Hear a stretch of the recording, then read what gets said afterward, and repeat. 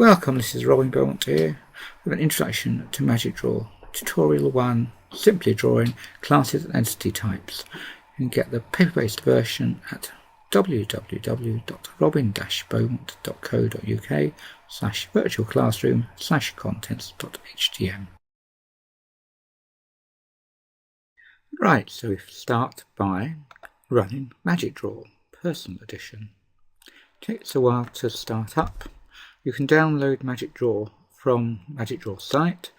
If you're one of the students at Edinburgh University or Royal College of Surgeons, you can also obtain an academic license from the Royal College of Surgeons, which means you can use the personal edition rather than the community edition. So the first screen we see is that which offers several options to create a new project, open a project, or choose from recent projects we've been using. So as soon as it's the first time you've used Magicdraw, you'll create a new project. For our project, we're going to use a scenario in my first tutorial on Magicdraw, which is called an Introduction to ERD Modeling using UML class diagrams with Magicdraw. So what we're really doing is going to create an ERD diagram by using the class diagram options in Magicdraw. And if we move on to page 3, we can see a description of a scenario. Business we are going to model is a travel agency. In the agency, a travel agent will make one or more reservations for a customer. Reservation is associated with a particular hotel room at a particular property, and the hotel room is associated with 0 or more reservations over time. If we actually look a little further down the page, we can see 2 diagrams. The diagram on the left shows us the class way of showing things. On the right, we can see the ERD way of showing things. Notice what's called the Crowsfoot notation, which is signs for 0 to many, 1, 0 to many, 1. So you can see how they compare exactly to the UML associations. Right, let's begin. First of all, we need to give our project a name. And I'm going to follow my PDF document, my tutorial, and the name I've given it there is Travel Agency. So type in Travel Agency. And then we choose actually a directory to put it in, a project location. So I keep all my Magicdraw projects in one particular area. I'm just going to create another subdirectory called Travel Agency. There we are. And that will create a subdirectory to put it in as well. Click OK. It takes a while to create all the project objects. And we can begin. We now have a blank canvas, and we're going to create a new class diagram, which is going to be equivalent to an ERD diagram for us. So we can either create it there, or we can go diagrams, new one. I'll do it the easy way. Click on there, and we'll just call our first diagram Travel Agency,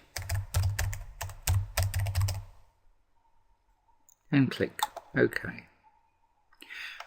Now we have a blank drawing canvas on which we can add the various elements to create our class diagram. If we just look at the window quickly, we can see it contains various things. And again, if you go to my PDF tutorial, we can see there's a nice little diagram explaining what these various things mean.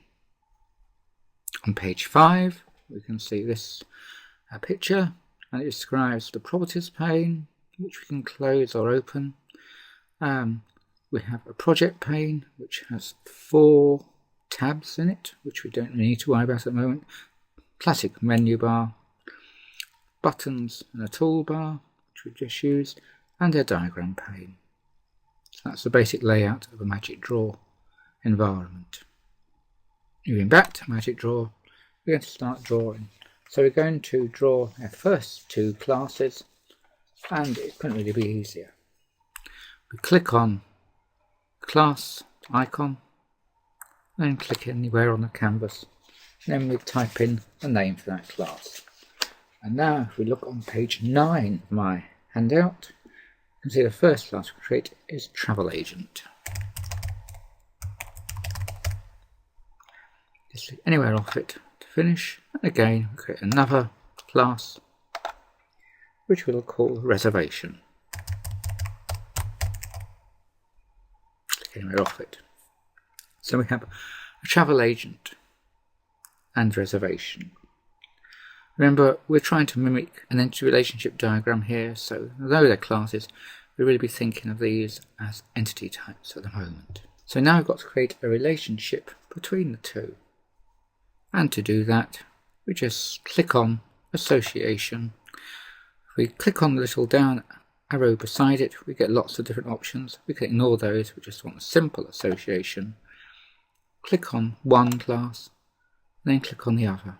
And now we've got a relationship line, as we call it in ERD diagram, or association, as we call it in UML diagramming. Double click on that line, and we get up the properties of the association.